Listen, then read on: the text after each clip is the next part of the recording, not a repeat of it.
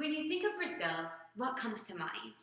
Maybe you think of their unique dances like the samba or the lambada. Maybe you think of their infectious music like the bossa nova. Or, if you're anything like me, maybe you think of their food like their rabanadas or their retapas. Brazil has a fascinating culture, and while it is mainly known for their food, music, and dance, what it is less commonly known for is their economy. Now, Brazil was once known for having a booming economy, but ever since Rio was chosen as the host city for the 2016 Summer Olympics, Brazil's economy has been under speculation, and not for good reasons. During my speech today, I want to talk to you about the three major components negatively affecting Brazil's economy, which are Petrobras, China, and the 2016 Summer Olympics in Rio.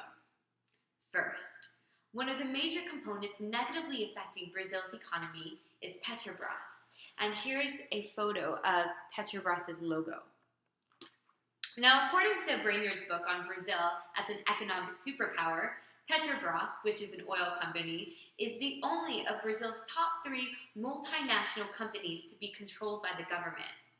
Now, this proved to be a problem when a scandal emerged that the Brazilian president was ciphering money from this company to pay for her own political expenditures. Robert Halas's report on Petrobras shows that oil and gas has accounted for a little over 50% of Brazil's gross price since 2003. In light of this scandal, though, stock prices were cut in half, and the company has lost more than half its value. Now, the reason why this affects the 2016 Olympics in Rio is because it is up to Brazil to provide transportation for the athletes, the staff, and the volunteers. However, with its major oil company under speculation, there's a little ambiguity as to how transportation is going to happen. Second, another major component negatively affecting Brazil's economy is China. Brazil heavily relies on China because China is their biggest trade partner. According to CNN Cable News Network, Brazil's key exports are declining in price due to a lack of demand, and with China's current devaluing money, this is bound to negatively impact Brazil's already declining exported commodity prices.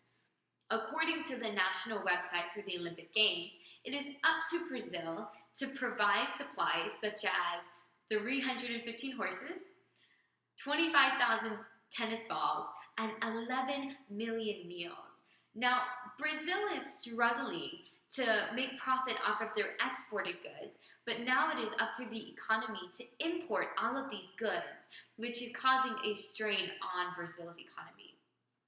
And lastly, one major component negatively affecting Brazil's economy is the 2016 Summer Olympics in Rio.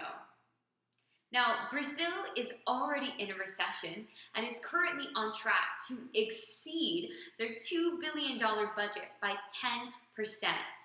And that doesn't even include the venues that they would build or create for the games. This is one of the sites that they're looking at to host the games.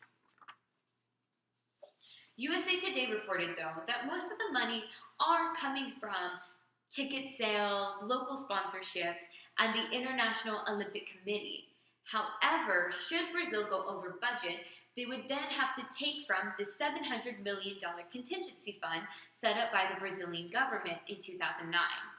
However, in 2009, Brazil was not in a recession, and now no politician would support them using that money.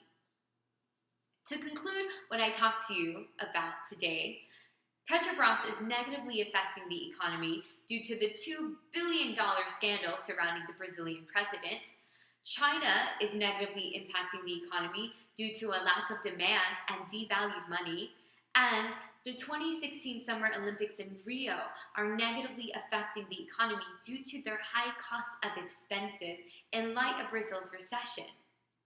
Now, the purpose of my speech was not to make you forget about the food and music and dance when you think about Brazil, and instead think about this impending doom on their economy, but merely to inform you and hopefully remind you that every country has positive components and negative components. And here's to hoping Brazil's economy makes a comeback.